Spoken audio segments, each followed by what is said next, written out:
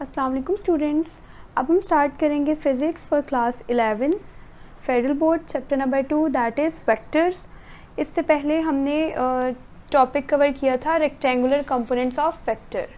ठीक है, previous video में मैंने आपको ये टॉपिक करवाया था कि अगर आपको एक वेक्टर गिवन हो तो हम किस तरह से उसके रेक्टेंगुलर कंपोनेंट्स फाइंड कर सकते हैं। और जैसे हमने लास्ट वीडियो में ए एक्स और ए वाई दो परपेंडिकुलर कंपोनेंट्स पढ़े थे वेक्टर्स के। वेक्टर जो भी हमें गिवन था, जैसे वेक्टर ए गिवन था तो इसके परपेंडिकुलर कंपोनेंट ए एक्स और ए वाई थे, जो आपस में क्या थे, परपेंडिकुलर कंपोनेंट यानी रेक्टेंगुलर कंपोनेंट थे, 90 डिग्री का एंगल बना रहे थे।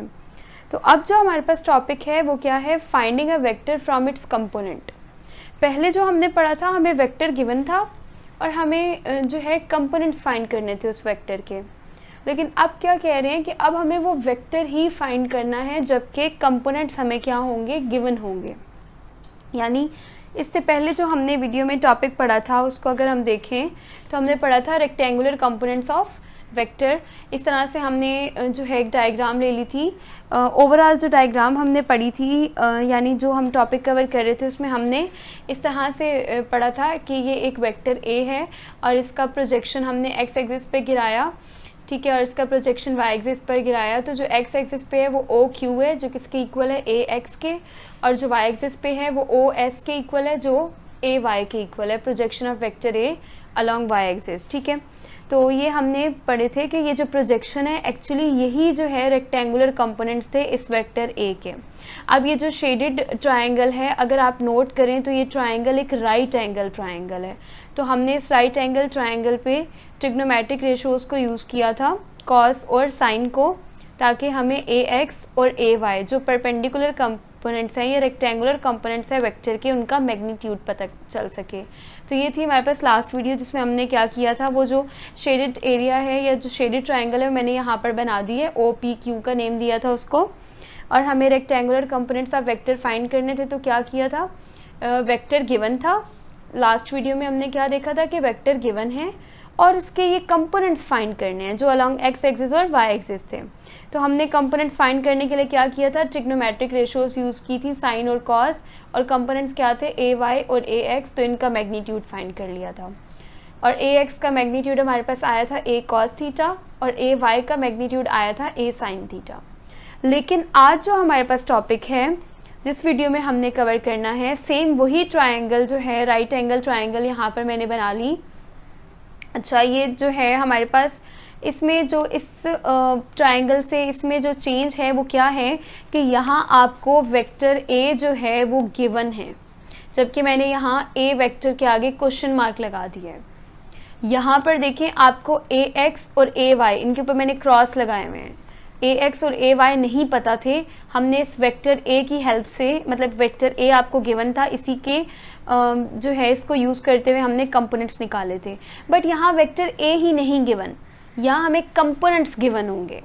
फ़र्क क्या है इस टॉपिक में कि यहाँ कंपोनेंट्स गिवन होंगे और वेक्टर ए का मैग्नीट्यूड फाइंड करना है, जबकि यहाँ वेक्टर ए गिवन था और कंपोनेंट्स फाइंड करने थे। तो अब यहाँ पर फिर इसके लिहाज से क्या चेंजिंग होगी, यहाँ लिखा हुआ है कि रेक्टेंगुलर कंपोनेंट्स आपने वेक्टर ए के फाइंड करने हैं, जबकि मैंने यहाँ क्या लिखा है, हमें वेक्टर ए ही फाइंड करना है, मैग्नीट्यूड ऑफ वेक्टर ए। तो यहाँ पे हम क्या कर रहे थे, वेक्टर ए गिवन था लेकिन हमें यहाँ वेक्टर ए नहीं गिवन, जबकि ए एक्स और ए वाई इस वेक्टर के जो कंपोनेंट्स हैं वो गिवन है। यहाँ हम ट्रिग्नोमेट्रिक रेशोज़ यूज़ कर रहे थे, जबकि आज जो हम टॉपिक पढ़ेंगे उसमें हम पाइथागोरस थ्योरम यूज़ करेंगे। और पाइथागोरस थ्योरम क्या है, हाइपोटेनियस का स्क्वायर इक्वल है बेस का स्क्वायर प्लस परपेंडिकुलर का स्क्वायर। ये हमारे पास राइट एंगल ट्रायंगल है, तो हमने लास्ट वीडियो में भी डिस्कस किया था कि हाइपोटेनियस क्या है, परपेंडिकुलर और बेस क्या है। तो आपके पास यहाँ पर ये जो वेक्टर ए है ये आपके पास क्या है, हाइपोटेनियस है, ए एक्स जो है यहाँ पर बेस है, और ए वाई की जो लाइन है ये आपके पास क्या है, परपेंडिकुलर है। तो बस हम यहाँ पर वैल्यू पुट करेंगे, एंड पे आपके पास ये आंसर आएगा। ठीक है, ये तो बस मैंने आपको थोड़ा सा समझाया है कि लास्ट टॉपिक और इसमें क्या फ़र्क है। तो अब हम इसको जो है प्रूव करेंगे कि किस तरह से हमारे पास हम वेक्टर ए का मैग्नीट्यूड फाइंड कर सकते हैं। तो बस इसको स्टार्ट करते हैं। तो हमारे पास टॉपिक क्या है कि हमें मैग्नीट्यूड फाइंड करना है वेक्टर ए का। तो हमने यहाँ पर लिख दिया finding vector from its component. अब यहाँ पे फ़र्क क्या आया कि हमें ए वाई और ए एक्स, वेक्टर ए के जो कंपोनेंट्स हैं वो क्या होंगे, गिवन होंगे, ए वाई और ए एक्स गिवन होंगे, जबकि हमें ये वेक्टर ए फाइंड करना है, इसका मैग्नीट्यूड फाइंड करना है। तो उसका क्या तरीका है, हमने क्या करना है, हेडिंग दे देनी है यहाँ पर कि मैग्नीट्यूड ऑफ वेक्टर ए। उसके लिए हमने ये ट्राइंगल कंसिडर की, consider triangle O P Q, triangle क्या है, राइट एंगल ट्राइंगल है ओ पी क्यू। फिर हमें क्या करना है, चूँकि यहाँ पर हमें मैग्नीट्यूड फाइंड करना है वेक्टर ए का, तो क्या अप्लाई करेंगे, पाइथागोरस थ्योरम। तो पाइथागोरस थ्योरम क्या है, हाइपोटेनियस का स्क्वायर इक्वल है बेस का स्क्वायर प्लस परपेंडिकुलर का स्क्वायर। तो यहाँ से हम देखेंगे हमारे पास हाइपोटेनियस जो है वो क्या है, ओ पी साइड है, ठीक है। ये आपके पास ये जो वेक्टर है ये आपके पास ओ पी का नेम दिया हुआ है, इसको हमने हाइपोटेनियस लिख दिया। बेस आपके पास क्या है, ओ क्यू, तो बेस की जगह हमने ओ क्यू लिख दिया। और परपेंडिकुलर आपके पास क्या है, पी क्यू, तो परपेंडिकुलर की जगह हमने पी क्यू लिख दिया है, ठीक है। अच्छा, नीचे हमने ओ पी जो है चेक करें ज़रा, ओ पी जो है वो किसके इक्वल है, वेक्टर ए के इक्वल है, तो हमने ओ पी की जगह ए लिख दिया और स्क्वायर एज इट इज़।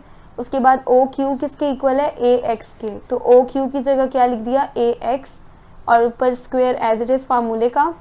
और क्यू पी की जगह क्या लिख दिया, ए वाई, तो क्यू पी किसके इक्वल है, ए वाई और स्क्वायर एज इट इज़। अब हमें चाहिए क्या था, वेक्टर ए का मैग्नीट्यूड चाहिए था। तो हम क्या करेंगे, यहाँ तो ए का स्क्वायर है, यानी ए तो है बट उसका स्क्वायर है, हमें स्क्वायर तो नहीं चाहिए, ए का मैग्नीट्यूड चाहिए, ए के स्क्वायर का मैग्नीट्यूड नहीं चाहिए। तो हम क्या करेंगे, स्क्वायर को ख़त्म करने के लिए दोनों तरफ क्या लेंगे, स्क्वायर रूट। तो taking square root on both sides, तो आप दोनों तरफ क्या कर लेंगे, स्क्वायर रूट ले लेंगे। अब क्या होगा, यहाँ पर ये स्क्वायर और ये स्क्वायर रूट क्या हो जाएंगे, कैंसिल हो जाएंगे, आपके पास यहाँ पर सिर्फ बच जाएगा ए। इस तरफ क्या होगा, अब यहाँ पर आपने एक छोटा सा कॉन्सेप्ट याद रखना है। आप चेक करें, ए एक्स के ऊपर स्क्वायर है और ए वाई के ऊपर भी स्क्वायर है, तो ऐसा क्यों नहीं हुआ कि ये स्क्वायर रूट को कैंसिल कर दें और हम यहाँ पर स्क्वायर रूट ना लगाएं आंसर में। तो वो इस वजह से नहीं हुआ कि आप चेक करें, ए एक्स के ऊपर तो स्क्वायर है, ए वाई के ऊपर भी स्क्वायर है, लेकिन ये स्क्वायर रूट इस प्लस के ऊपर भी तो है।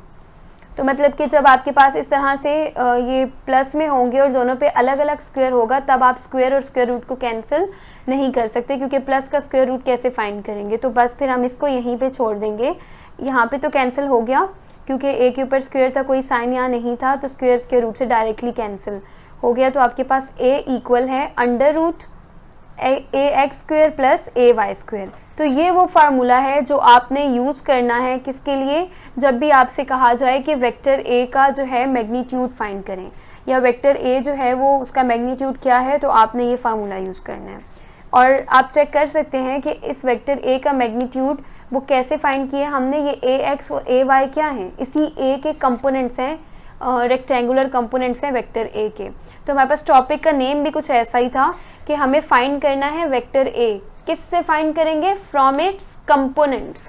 तो हमारे पास जो आंसर आया आप चेक कर लें कि यहाँ पर वेक्टर ए का जो मैग्नीट्यूड आया है वो उसके कंपोनेंट्स में ही उसका आंसर है, यानी उसके कंपोनेंट्स के इक्वल है, उसके कंपोनेंट्स का स्क्वायर लेके उनका स्क्वायर रूट करना है। तो इस तरह से आपके पास ये टॉपिक था, और अगर आप बुक पे देखें तो बिल्कुल वही बातें लिखी हैं जो यहाँ पर मैंने आपको सॉल्व करवा दिया, बिल्कुल उसी तरह से सॉल्व हुआ है। और एंड पे आपके पास ए का जो मैग्नीट्यूड है वो इक्वल आ गया अंडर रूट ए एक्स स्क्वायर प्लस ए वाई स्क्वायर। यहाँ तक तो क्लियर हो गया कि अगर हमें कह दें, अच्छा दो बातें आपने याद रखनी है, इससे पहले जो वीडियो बनाई थी या इससे पहले जो आपको मैंने टॉपिक करवाया था वो क्या था कि आपको कहा गया था उसमें कि रेक्टेंगुलर कंपोनेंट्स फाइंड करने हैं वेक्टर के, यानी वेक्टर गिवन होगा और ए एक्स और ए वाई फाइंड करना है। तो ए एक्स और ए वाई का मैग्नीट्यूड जब फाइंड करना होगा तो आपने ट्रिग्नोमेट्रिक रेशियोज साइन थीटा और कॉस थीटा यूज़ करना है।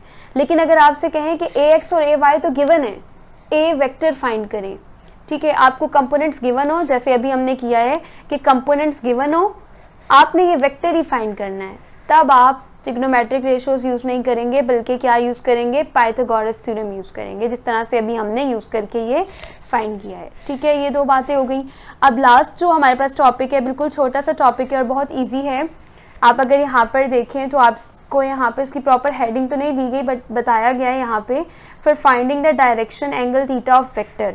अगर हमें कहा जाए कि ये एंगल थीटा यानी ये वेक्टर जो है, ये एंगल जो बना रहा है ये कितना है, ये फाइंड करें, या direction of vector A, angle भी कह सकते हैं और इस तरह से भी कह सकते हैं कि direction of vector A find करके दें। تو مینز آپ نے یہ اینگل ہی فائنڈ کرنا ہے. تو کس طرح سے فائنڈ کریں گے؟ ہم یہاں لکھ دیں گے ڈائریکشن آف ویکٹر, ہیڈنگ دے دی, ٹھیک ہے, تھیٹا کے ایکول ہے, تو وہ کیا ہے, ان ٹرائنگل او پی کیو. آپ نے وہی رائٹ اینگل ٹرائنگل او پی کیو لیٹ کر لینی ہے, یہی ٹرائنگل او پی کیو. اس میں آپ نے کیا اپلائی کرنا ہے, ٹریگنومیٹرک ریشو ٹین تھیٹا. یاد رکھیں جب بھی ڈائریکشن کا کہا جائے کہ ڈائریکشن فائنڈ کرنی ہے تو آپ کے پاس ٹین تھیٹا یوز ہوگا. اب آپ یہاں پہ ڈائریکشنز فائنڈ کریں گے ویکٹر کی. اس ویکٹر کی ڈائریکشن جو ہے ٹین تھیٹا کے تھرو فائنڈ کریں گے. ٹین تھیٹا کس کے ایکول ہے, پرپینڈیکولر اپون بیس کے. تو آپ یہاں پر دیکھیں پرپینڈیکولر کس کے ایکول ہے, پی کیو, اور بیس کس کے ایکول ہے, او کیو. تو ہم نے کیا لکھ دیا, پی کیو اپون او کیو. اور پی کیو جو ہے اے وائی کے ایکول ہے, جبکہ او کیو کس کے ایکول ہے, اے ایکس کے. تو ہم نے اے وائی اپون اے ایکس لکھ دیا. اب ٹین تھیٹا آپ کے پاس ایکول آ گیا اے وائی اپون اے ایکس. آپ کو فائنڈ کیا کرنا تھا, ڈائریکشن, یعنی یہ تھیٹا فائنڈ کرنا تھا. تو ٹین جو ہے ایکول کی دوسری طرف جائے گا تو کیا ہوگا, ٹین انورس. تو ٹین کو ہم نے اس طرف بھیجا, ٹین انورس, اور اے Y upon a x as it is لکھا ہوا ہے ایکولس ٹو تھیٹا. تو یہ آپ کے پاس فارمولا یوز ہوگا. یہاں پہ میں نے لکھ دیا ہے by using Abu equation we can find the direction of vector. Us formula کو ایس ایکویشن کو یوز کرتے ہوئے ہم ویکٹر کی ڈائریکشن جو ہے فائنڈ کر سکتے ہیں. تو اب آپ نے کیا کیا یاد رکھنا ہے کہ جب بھی آپ سے کہا جائے کہ rectangular components of vector find کر کے دیں تو آپ نے کیا کرنا ہے, سائن تھیٹا اور کاس تھیٹا کو یوز کرنا ہے. ٹھیک ہے, سائن تھیٹا اے وائی کے لیے اور اے ایکس کے لیے کاس تھیٹا. اور جب آپ سے کہا جائے کہ ویکٹر اے فائنڈ کر کے دیں تو آپ کو پائتھاگورس تھیورم یوز کرنا ہے, جو کہ کیا ہے, ہائپوٹینیس کا اسکوائر ایکول ہے بیس کا اسکوائر پلس پرپینڈیکولر کا اسکوائر. اور لاسٹ کیا ہے, اگر آپ سے کہا جائے کہ ڈائریکشن فائنڈ کر کے دیں ویکٹر کی تو آپ ہمیشہ جو ہے کیا یوز کریں گے, ٹین تھیٹا یوز کریں گے ڈائریکشن کے لیے, کیونکہ آپ کو اسی ویکٹر کی ڈائریکشن فائنڈ کرنی ہے نا. تو اب آپ ایسا فارمولا یوز کریں گے جس میں کمپوننٹس آ رہے ہوں, کیونکہ ویکٹر کی تو ڈائریکشن فائنڈ کرنی ہے تو آپ کو اے ایکس اور اے وائی والا فارمولا چاہیے. تو اب یہاں پہ ہم سائن تھیٹا یا کاس تھیٹا کا فارمولا یوز نہیں کر سکتے, کیونکہ سائن تھیٹا کیا ہے, پرپینڈیکولر اپون ہائپوٹینیس, اور کاس تھیٹا کیا ہے, بیس اپون ہائپوٹینیس. تو یہ جو ہائپوٹینیس ہے یہ ایکچولی کیا ہے, ویکٹر اے ہے. تو اسی لیے ہم یہ فارمولا دونوں یوز نہیں کر سکتے. آپ کو وہ فارمولا یوز کرنا ہے جس میں پرپینڈیکولر کمپوننٹس اے ایکس اور اے وائی آ رہے ہوں. تو وہ ایک ہی ہے, وہ کیا ہے, آپ کے پاس ٹین تھیٹا ہے جس میں دونوں پرپینڈیکولر کمپوننٹس اے وائی اور اے ایکس آ رہے ہیں.